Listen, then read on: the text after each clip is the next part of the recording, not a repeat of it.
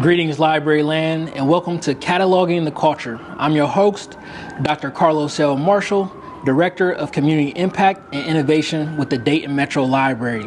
Each month, we bring you an episode of this podcast to highlight the unique experiences, impact, as well as journeys of Black men in libraries. And today, we are highlighting a Black man from across the world for a special edition as we are situated right here within the Seattle Public Library. I'm joined by distinguished guest, Dr. W. Tali Hairston, here, who serves as board president for the Seattle Library.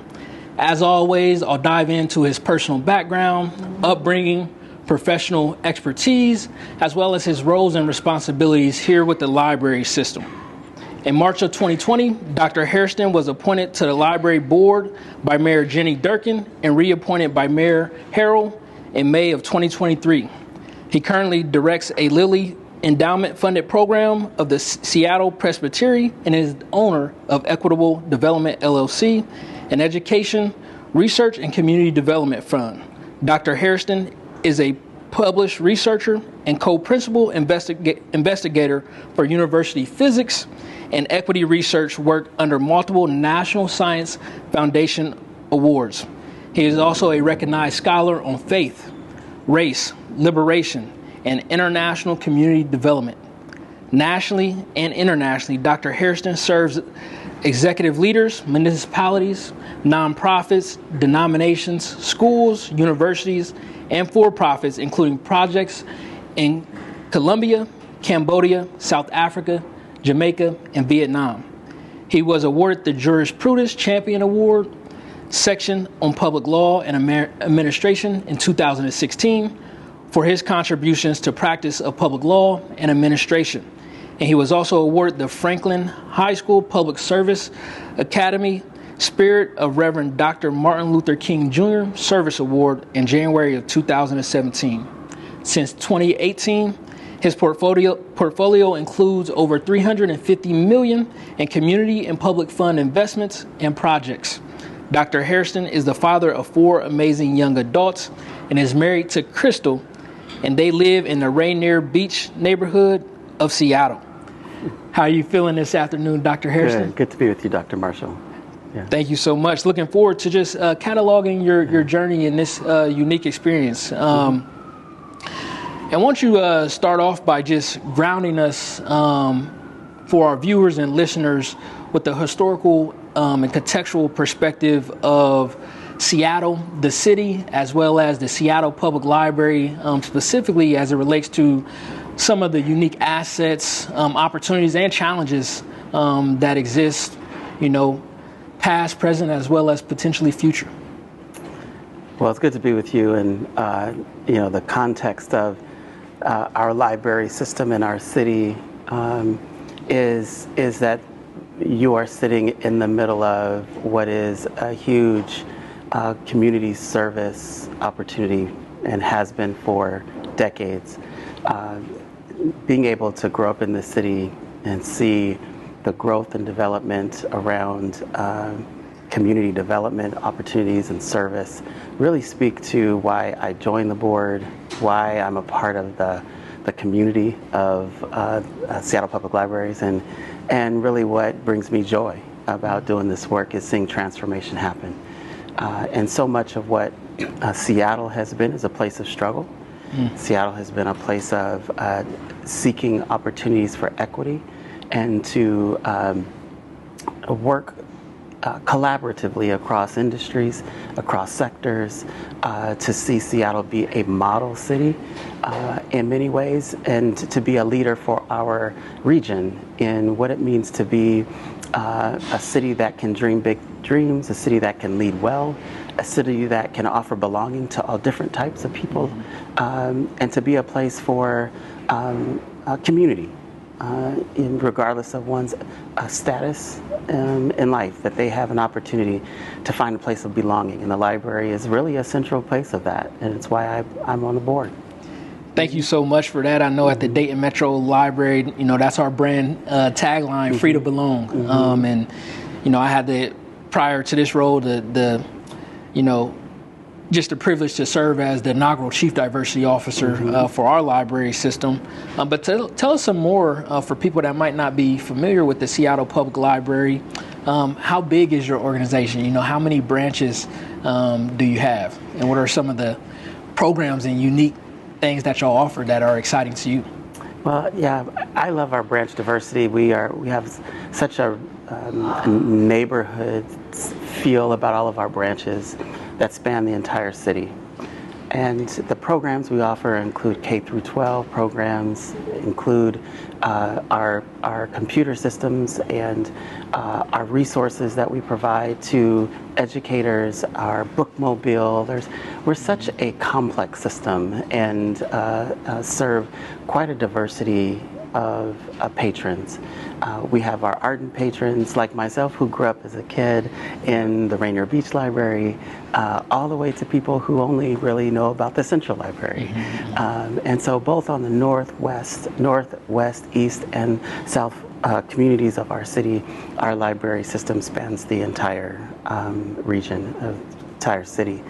And so the type of programs that I think really speak to our identity as a library, our Seattle Reads program, but also we are collaborating with other institutions, and we're very collaborative as an institution.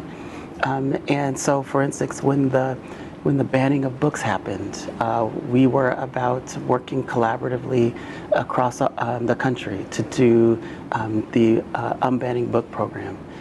Those are things as a board member you are that's what you're there for, right? Is to be able to speak towards the kind of equality and opportunity that for those of us on the board who are loving the work of the staff, loving the work of how our staff bring the community to the patrons in a variety of different programs. This is what we look forward to as a board, is to be able to speak into opportunities like Books Unbanned. Absolutely, and I love that. And you spoke about how you frequented the Rainier Beach Library, and as we were talking before we started here, you talked about just growing up right in an adjacent neighborhood with your parents. So just talk a little bit about your professional upbringing, growing up here in this city, as well as your professional journey and expertise. Well, sure. Dr. Marshall, as a black man, as a kid, we grew up in the Central District, which was the black community. That library there was the Douglas Truth Library, right? And so I grew up next to seeing the place where Dr. Martin Luther King, when he would come in town, would speak in the Central District. When Quincy Jones was doing his early work in the city of Seattle, it was in the Central area, at the clubs in the Central area, right? And so I grew up around a legacy of African American men who took their responsibility towards civic engagement seriously.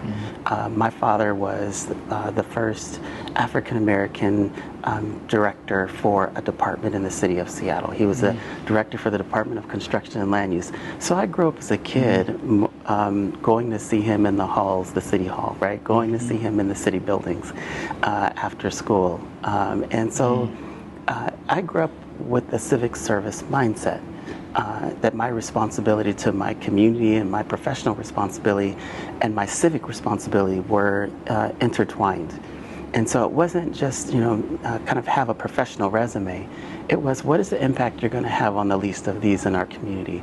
What's the impact you're going to have on equity and justice in the world? And simply not just building my career, but rather that my professional interest and my civic interest are going to collide or engage. And so growing up seeing that example in the city of Seattle and our current mayor, Mayor Harrell, I grew up across the street from Mayor Harrell as a kid. And so he's known my family for years and my father for years. And so that was my influence.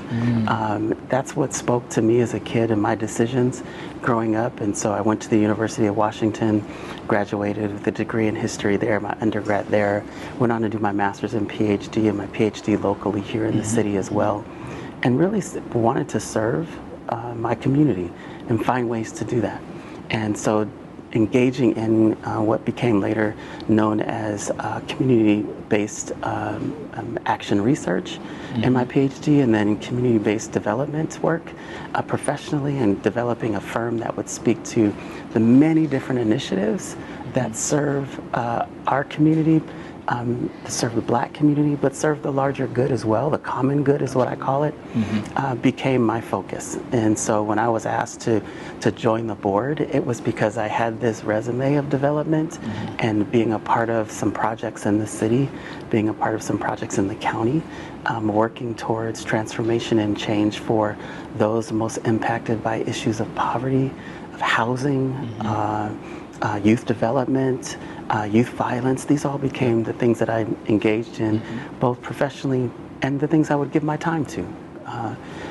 So these are, kind of, I like to say it's just in my DNA, man. It's kind of how I do things, Absolutely. Just following a long lineage, and so many times we talk about or hear the phrase, standing on the shoulders of giants.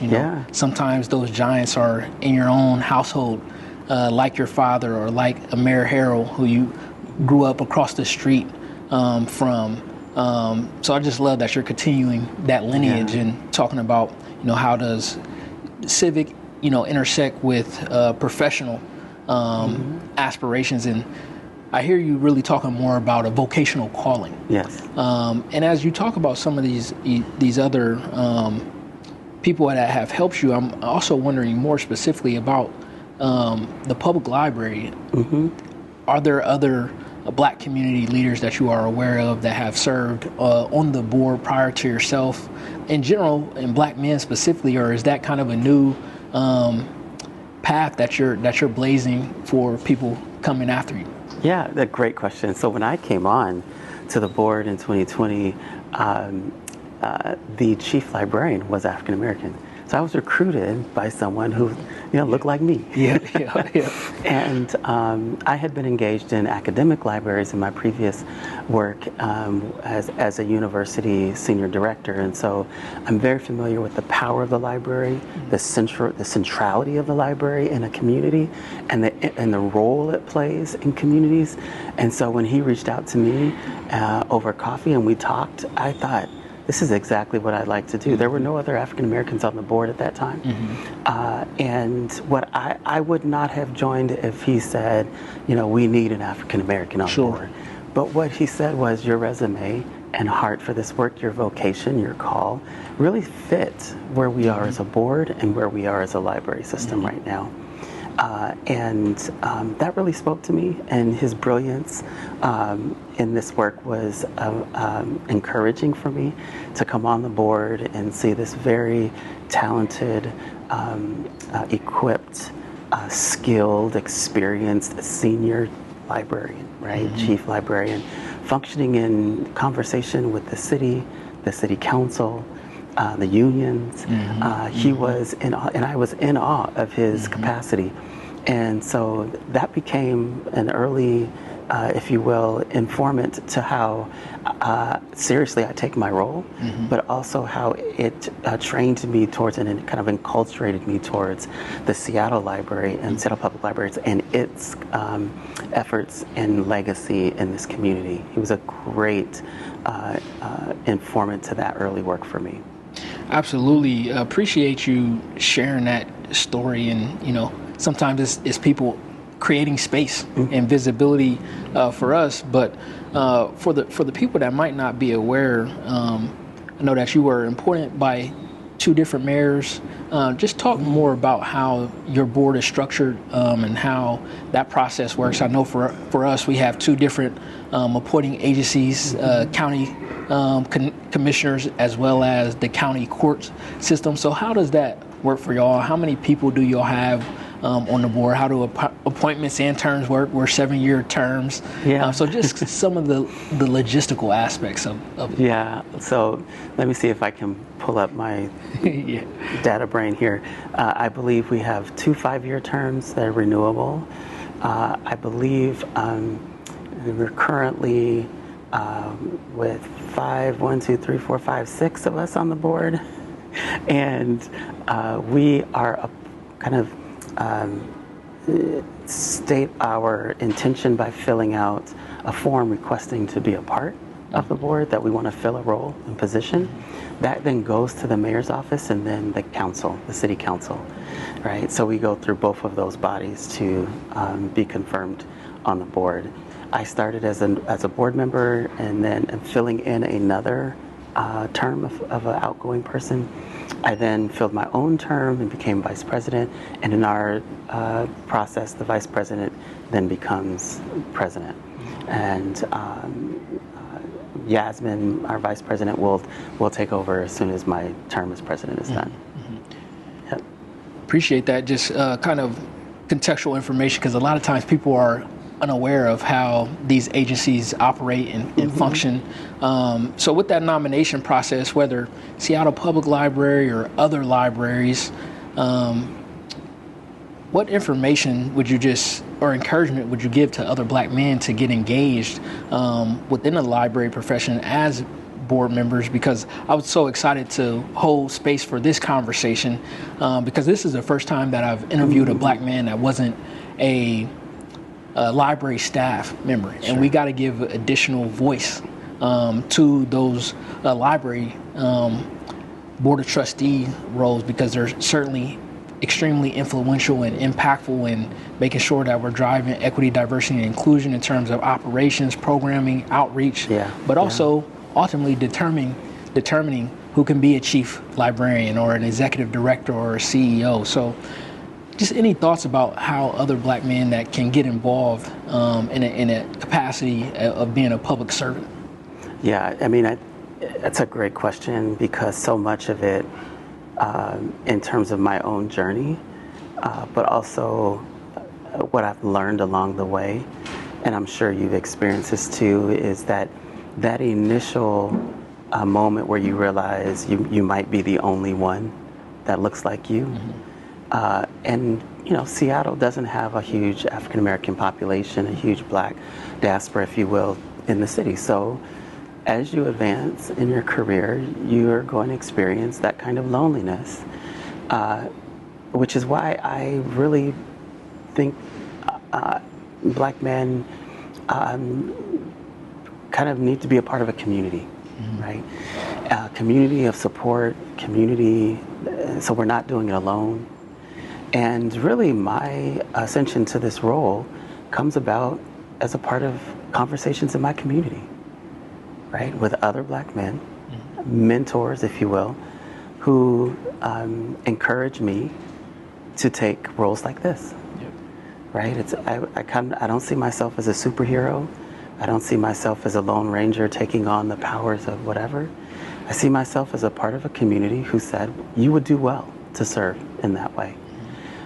And believing them with their experience and them knowing me and my heart for this work, I believe them. And so I submitted my name. And I think Black men, a part of a community that can really affirm them and their gifts, can also be called into positions like this and serve not their own passion only, but to serve the greater good. And that's really what I think Black men in our city in particular, in our region, have the opportunity to do. And the opportunity that this provides is, yes, a position of power, yes, a seat of authority, but it also is a servant role, if you will. We do affirm the budget. We do vote to accept the budget. We do work with the mayor's office. We do work with our levies to fund the libraries. We do work with our foundation, Seattle Public Foundation, Library Foundation. We do work with Friends of Seattle Public Libraries. So it is a connected experience with other decision makers. And in order to be that, to do that well, I think Black men should be encouraged to bring their giftedness, their genius to this space. Black men are enculturated in ways to see the complexity of systems and not either or, not binary, but we're in culture. We're raised to think in very complex ways in terms of complex systems, but oftentimes not encouraged to take leadership roles for whatever reason, right? But we're also internally discouraged because we're going to be the only one in the room who looks like us at times. And so I truly believe that there are more folks that look like me who are prepared with a community that's confirming them and pushing them out there and saying, yeah, you can do it, and who have the genius to be in roles of authority like this. I believe that wholeheartedly. Absolutely. That's phenomenal, and appreciate all the work that you're doing. And what we know is that all heroes don't wear capes. That's right. And you're certainly one of them, for sure. And this question just kind of popped in my mind organically as you were speaking, and that is that the scarcity of diverse talent, regardless of a number of various different issues and systemic barriers, once somebody does develop into a leadership capacity, that scarcity of having many people that look like us that are in these rooms then leads to an abundance of opportunities for those individuals, right? And so people are constantly asked to serve on board after board, committee after committee, strategic work group, task force, whatever you want to call it. So for the Black men that just are taking heed to your advice and say, I think that I can do it, how do you know it's the right opportunity, and how do you go about discerning that and saying no to also guard your own capacity and mental health and well-being at the same time? Oh, you asked the best questions. This is a deep one. Black men developing a rhythm of life that boundaries, or I'll say guards their heart, is the way you are able to matriculate and advance in your career, or your right. So you learn that you have to say no to certain things. You have to be able to balance and find the rhythm of life for yourself, where you are able to recognize places that make you smile and things that bring you joy. Yeah. It cannot be fight all the time. So part of my decision in coming to this institution and doing this work with the board was being able to discern, not could we do good work, not could we do hard work, not could we look into the future and knew we were going to have to hire a new chief librarian at some point, but was it going to make me smile? Was it going to bring me joy? I need to be able to have a mutually beneficial experience. And part of that discernment is that question. And Black men should not feel like they have to exhaust themselves because of the stories, of the barriers, of the boundaries, because of what we've experienced in the past, what our forefathers and mothers have experienced in the past. We should not feel obligated to take on challenges. We should feel privileged to step into a mutually beneficial opportunities and be able to say no to things that are going to take away from our goodness and our joy, right? Because if I'm always angry doing this work, I'm not helping anyone, right? I'm not helping myself. My blood pressure is going through the roof. My kids are looking at me crazy, all of that. But I want to be able to come home and go, you will never believe what we did today, right? And so a funny story is when my daughters found out, my youngest, Jordan, she found out that I was going to be the president of the board, right? She's like, so can I get a job there? Can you hook me up, Dad? Right. Because I love libraries. That's her, she's brilliant. So it was just, we laughed and we had a great time with it. And every time we get a book from the library as a board where it's a part of Seattle Reads or some other project, my daughters are their first ones to oh, we're reading this now. It's I mean, we grew up taking the kids to places to read and to libraries. That's what we did. And so now that Dad's on the board, it's just, I hope for all Black men who take on opportunities like this, that you discern whether laughter and joy And the goodness of being who you are and the genius of being who you are can exist simultaneously while doing the hard work. Poetry snaps on that one. Poetry snaps on that one. And, you know, in talking more about just kind of development and cultivating spaces where Black men are affirmed and they can step into these roles, what we know about Black men in library spaces is that we only account for literally 1% of all masters in library of science degrees. So a lot of times we're coming from unconventional pathways, such as myself, you serving on the board. You know, I came from almost a decade-long career in academia and being the co-founder of my own community development corporation. But I also really didn't know that library was a professional career path. Right. And everybody that works in a library is not a librarian. There's a lot of other worlds, as you talked about, the complexities and the nuances of libraries being a civic commons that continues to further the public good. So for other folks out there that are watching and listening to this podcast that do serve on boards, what is the responsibility and what type of actions can board members take to cultivate pipeline development strategies for Black men, but not just to recruit us, but to also retain us as well, which is the other side of the coin?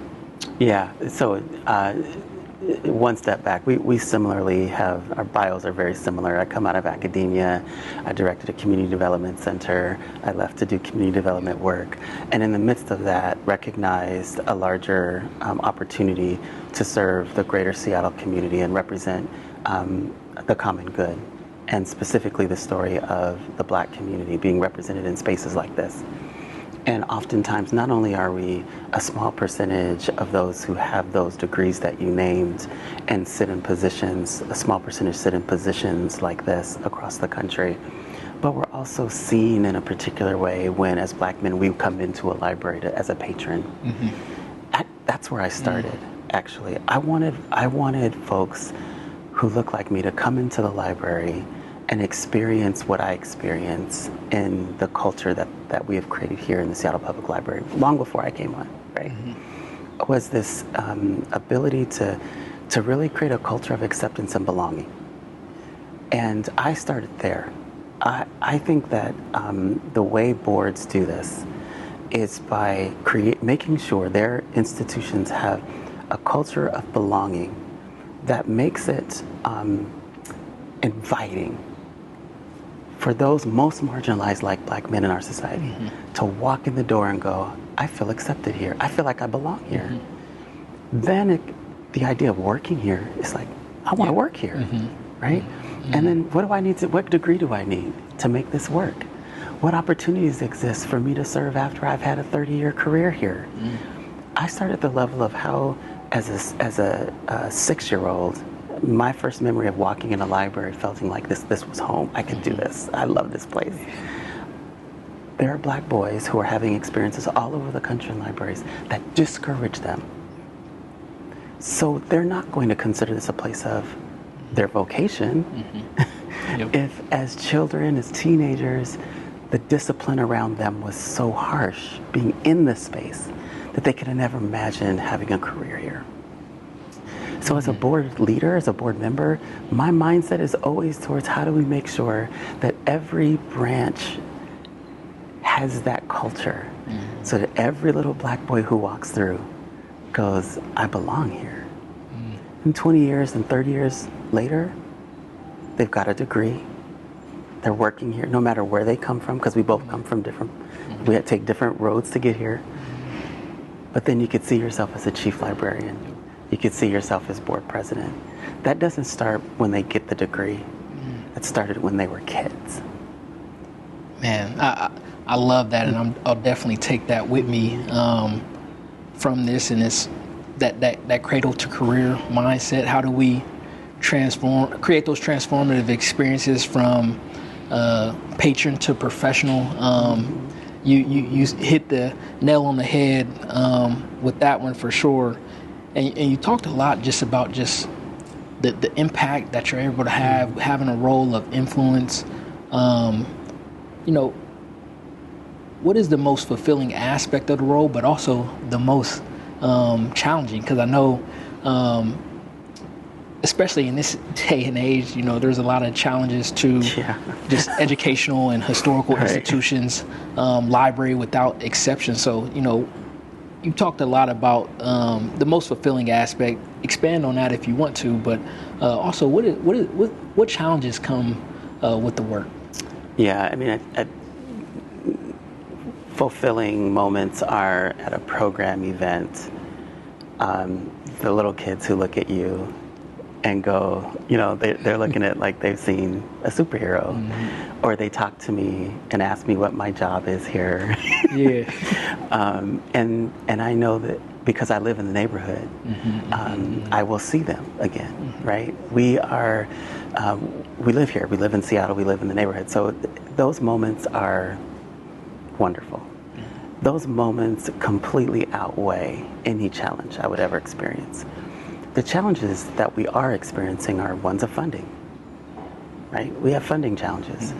We have to make hard decisions about a board, about how we budget those resources and allocate those resources, and do so in a way that honors the staff and patrons and the legacy of libraries. That's difficult. That's challenging. How do we build a pathway forward when there's uncertainty about federal and state funding? How do we do so in ways that honor the fact that certain parts of our city have experienced investment and some have experienced disinvestment, divestment?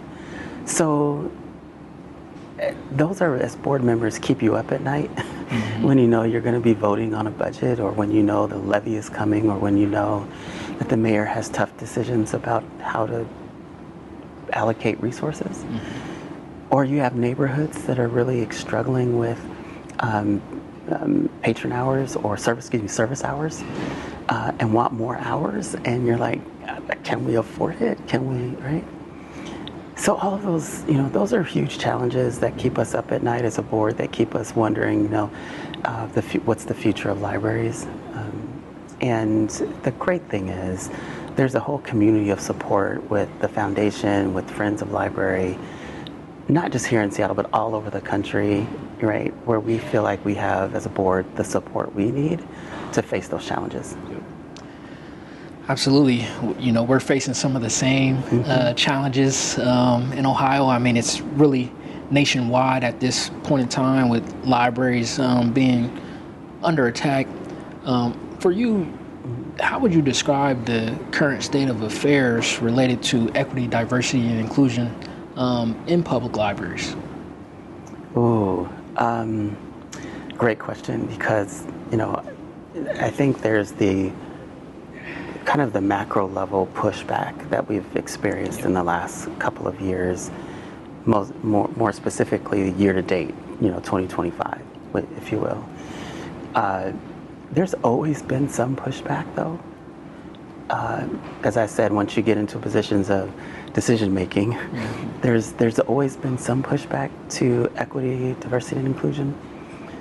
We've developed the capacity to articulate ways forward in meaningful ways, constructive ways, that reduce the mythologies that have been presented, the false narratives that come along with EDI work. Like, it's like, you know, you've some of the things, you're not qualified, you're not this, you're not that. Like, actually more qualified, right? More experienced than you have, right? We have to, we've always had to negotiate that, right? And I think the national pushback has largely been about misinformation. And so I've been pretty clear.